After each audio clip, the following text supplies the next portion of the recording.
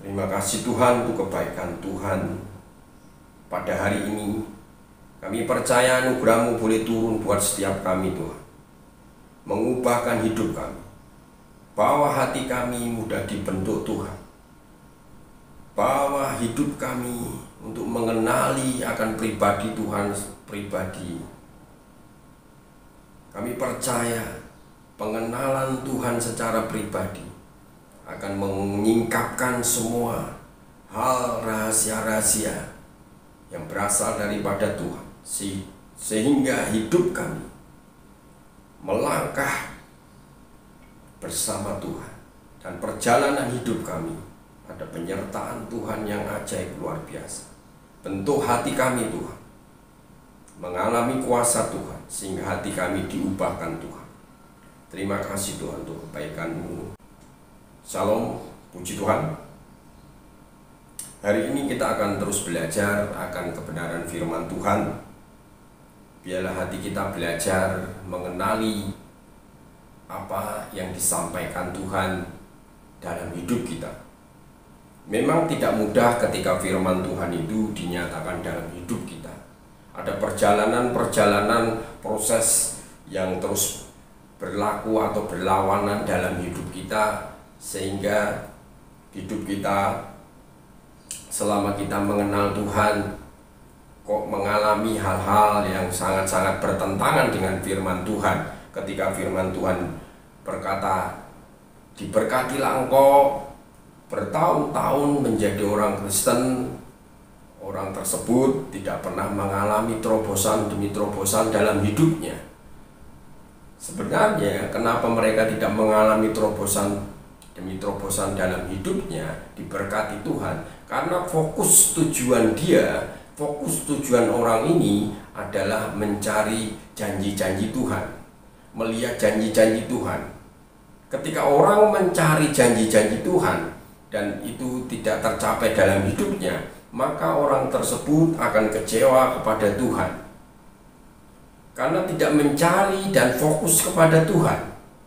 Ingatlah firman Tuhan, carilah dahulu kerajaan Tuhan, carilah wajahnya, carilah Tuhan. Fokus dalam kehidupan kita sebagai orang Kristen adalah fokus kepada Tuhan. Urusan Tuhan mau memberkati kita, itu urusan Tuhan. Kalau toh kita mengalami kesulitan dalam keadaan apapun juga, masalah-masalah dalam keadaan apapun juga, itu masalah-masalah yang ketika kita mencari Tuhan itu pasti ada solusinya, akan ada penyelesaiannya. Nah, tetapi kita diajarkan bahwa proses dalam hidup kita itu harus benar-benar kita mengandalkan Tuhan, berjalan bersama Tuhan. Setiap orang punya proses masing-masing, setiap orang punya masalah masing-masing. Tetapi ketika mereka berjalan bersama Tuhan, fokusnya kepada Tuhan, maka fokusnya itu akan benar-benar mengubah hidupnya, bukan fokus kepada janji-janji Tuhan saja.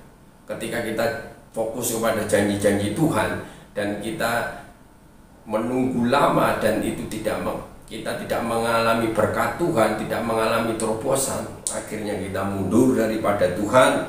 Dan kita tidak lagi mengenal Tuhan, tidak mencari Tuhan, kita bosan, dan akhirnya kita kecewa, sakit hati, dan sebagainya. Tapi ketika kita fokus kepada Tuhan, apapun yang terjadi, aku akan tetap percaya kepada Tuhan. Itu yang berlaku dalam kehidupan Sadrak, Mesak, dan Abednego. Dia fokusnya Tuhan. Ayub ketika mengalami masalah, dia fokusnya Tuhan, dan Tuhan pulihkan kehidupannya. Sadrak, Mesak, Abednego juga pun diselamatkan Tuhan karena fokusnya Tuhan, bukan fokusnya keselamatan. Ketika Sadrak, Abednego dia berfokus kepada selamatkan aku. Ketika dia dimasukkan ke dimasukkan ke pelebur perapian, karena dia fokusnya Tuhan. Ayub juga fokusnya Tuhan. Dan hari ini kita akan belajar tentang masalah hati kembali. Kemarin kita bicara tentang hati, bagaimana hati itu sangat licik, Dan hari ini kita akan belajar kembali lagi tentang hati, yaitu jangan merusak hidupmu dengan iri hati. Nah, kita belajar tentang iri hati. Iri hati sebenarnya adalah muncul atau merupakan sifat-sifat yang tertanam dalam kehidupan setiap orang, siapapun itu, karena orang itu sudah ada sifat dari dosa. Nah, si iri hati itu adalah bentuk dari sifat dosa yang turun-temurun dari Adam dan Hawa, itu mulai muncul dalam kehidupan kita manusia sampai hari ini. Itu adalah iri hati. Nah, bagaimana kita menyikapi atau bagaimana kita bisa menguasai hati kita, menundukkan hati kita untuk kita tidak iri hati? Setiap orang dimanapun juga pasti memiliki iri hati. Iri hati kepada orang yang lain, iri hati kepada tetangga kita, sesama kita, bahkan kepada keluarga kita juga sama, ada sebuah sifat iri hati. Selama kita ini bertemu atau sebagai makhluk sosial yang bersosial dengan manusia yang lain, pasti kita akan ada rasa iri hati dan cemburu. Kenapa mereka diberkati, kenapa aku tidak? Kenapa mereka, keluarga mereka bahagia kok saya tidak, keluarga saya tidak bahagia? Itu selalu muncul dan muncul. Apa yang dikatakan oleh Pengkhotbah 4 ayat 4. Mari kita buka dan kita perhatikan firman Tuhan, Pengkhotbah 4 ayat 4. Pengkhotbah pasal 4 berkata demikian.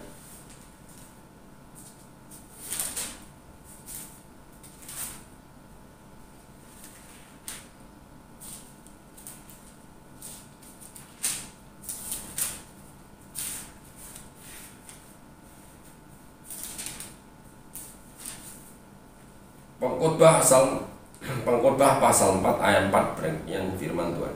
Dan aku melihat bahwa segala jeripayah dan segala kecakapan dalam pekerjaan adalah iri hati seseorang terhadap yang lainnya. Ini pun kesia-siaan dan usaha menjaring angin. Dan aku melihat Salomo selalu memperhatikan hal-hal yang ada dalam kehidupan sehari-hari yang dilakukan atau aktivitas kehidupan manusia pada umumnya. Dia memperhatikan bahwa setiap orang ternyata mereka memiliki iri hati dalam segala sesuatu, dalam pekerjaannya, dalam usahanya, dalam berkat-berkatnya, dalam kekayaannya. Ada orang-orang yang betul-betul tidak puas dalam hidupnya, selalu inginkan yang lebih, yang lebih. Kalau contohnya ada orang yang lebih diberkati, dia pasti akan memiliki iri hati. Kenapa orang itu diberkati kok aku tidak? Kenapa orang itu bahagia kok aku tidak? Ini yang tertulis di dalam Pengkhotbah, bahwa Pengkhotbah mengatakan bahwa di dalam kehidupan manusia sehari-hari, semuanya ternyata dalam pekerjaan usaha mereka itu ternyata dilahirkan atau dihasilkan dari iri hati. Nah, iri hati ini betul-betul akan merusak. Iri hati ini betul-betul akan benar-benar mengakibatkan banyak orang yang mengalami banyak hal, khususnya tidak diberkati Tuhan atau mundur daripada Tuhan. Di dunia ini kita telah melihat bagaimana orang-orang mudah untuk iri hati, karena mereka tidak dekat dengan Tuhan. Orang yang dekat dan belajar untuk tinggal atau mengandalkan Tuhan, itu adalah orang-orang yang bisa menguasai dirinya, orang-orang yang akan bisa mampu menguasai hatinya, dan dia tidak akan terpengaruh oleh orang lain. Dia tidak akan pernah iri hati kepada orang lain, karena dia tahu bahwa berkat itu datangnya daripada Tuhan. Kenapa kita ini iri hati? Karena kita tidak mampu untuk melihat kebaikan Tuhan. Kalau seandainya kita mampu melihat kebaikan Tuhan, maka kita tidak akan iri kepada orang lain, karena kita tahu bahwa Tuhan memberkati kita. Kenapa kita ini iri hati? Firman Tuhan dikatakan Yakobus berkata demikian.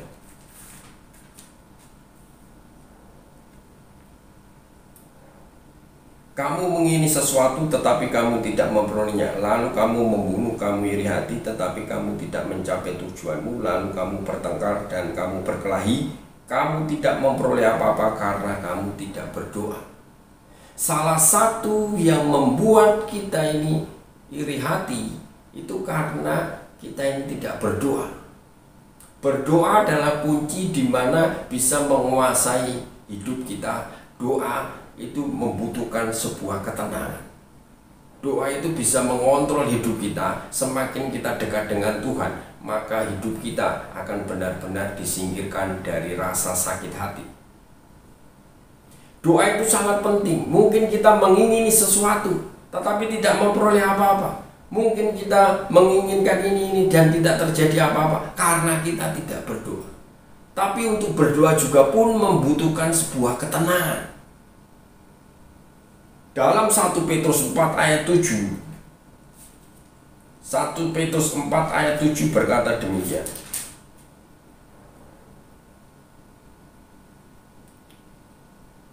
Kesudahan sesuatu sudah dekat, karena itu kuasailah dirimu dan jadilah tenang supaya kamu dapat berdoa. Jadilah tenang supaya kamu dapat berdoa. Untuk kita bisa berdoa, kita harus tenang.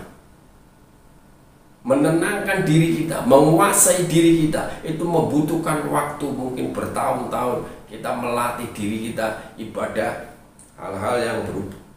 Ibadah-ibadah kita harus terus dilatih. Latihan badani terbatas, tapi latihan rohani itulah yang terpenting dalam hidup kita. Ada hal-hal yang dibutuhkan dalam hidup kita, itu yang akan memberkati hidup kita. Karena kita tahu bahwa Tuhan yang akan mengajari banyak hal, hati kita dikuasai oleh-Nya. Jadilah tenang, maka kuasa Tuhan itu akan benar-benar melingkupi hidup kita, dan kita akan mengalami berkat Tuhan, dan kita dapat berdoa. Dan ketika kita berdoa, maka tujuan keinginan kita akan memperoleh. Kamu mengingini sesuatu, kamu tidak memperolehnya, kamu iri hati, membunuh dan sebagainya, karena tidak berdoa. Untuk berdoa kita harus tenang, menenangkan hati kita. Ketika hati kita tenang, maka kita akan bisa berdoa. Dan ketika kita berdoa, maka tujuan-tujuan hidup kita akan tercapai. Dan kita tidak akan pernah iri hati kepada orang lain. Kita tidak akan pernah kecewa. Kita tidak akan pernah cemburu dengan orang lain. Karena kita tahu bahwa kita sudah diajari Tuhan untuk mengenal Tuhan dengan caranya yang luar biasa, yaitu dengan berdoa. Ketika kita tenang, kita bisa berdoa. Dan tidak hanya itu saja, ketika kita tenang juga pun itu akan menyegarkan jiwa kita. Mari kita buka Amsal 14 ayat 30. Amsal 14 ayat 30. Demikian firman Tuhan.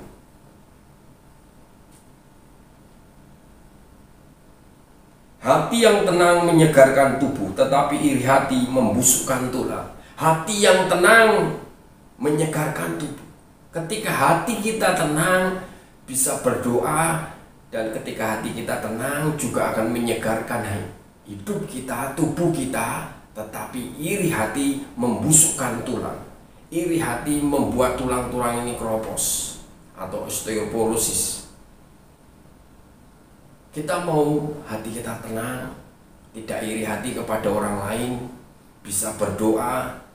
Percayalah, doa itu akan mengubah kehidupan kita. Percayalah, doa itu adalah tujuan hidup kita. Ketika kita mengingini segala sesuatu, berdoalah untuk keinginan-keinginan kita. Percayalah, keinginan kita akan tergenapi sesuai dengan kehendak Tuhan ketika kita fokus kepada Tuhan, bukan fokus kepada orang lain. Kalau kita fokus kepada orang lain, maka kita akan iri dan cemburu. Kenapa orang itu diberkati, kenapa orang itu punya, orang itu kaya, dan sebagainya. Tujuan kita selalu seperti itu. Kenapa orang itu dipakai Tuhan, kenapa orang itu lebih diberkati Tuhan, kenapa orang itu boleh menyampaikan firman Tuhan, sedangkan saya seperti itu. Tidak bisa. Ingat, kita harus menjadi orang yang tenang. Tenangkan diri kita, kuasai diri kita. Belajar firman Tuhan. Maka ketika kita belajar firman Tuhan dengan ketenangan yang berasal daripada Tuhan, ketika kita dekat kepada Tuhan, ada sebuah ketenangan. Dan ketenangan itu membuat kita bisa berdoa. Ketenangan itu membuat tubuh kita segar, hati kita segar, disingkirkan, dihilangkan dari rasa iri hati, dihilangkan dari rasa cemburu. Percayalah, Tuhan akan mengubah hidup kita ketika hati kita tenang di hadapan Tuhan. Mari kita berdoa. Terima kasih Tuhan, untuk hari ini kami percaya anugerah-Mu boleh tercurah dalam hidup kami. Buat hati kami tenang, buat hidup kami mengasihi Tuhan, buat hidup kami percaya kepada Tuhan, buat kami bisa menguasai hati kami, sehingga ketenangan itu dalam hidup kami menguasai kami, dan kami bisa berdoa. Dan apapun keinginan-keinginan kami arahkan mata kami di hadapan Tuhan, dan Tuhan melakukan keajaiban-keajaiban demi keajaiban. Terima kasih untuk hari ini Tuhan. Berkati umat-Mu di dalam nama Tuhan Yesus Kristus. Haleluya. Amin.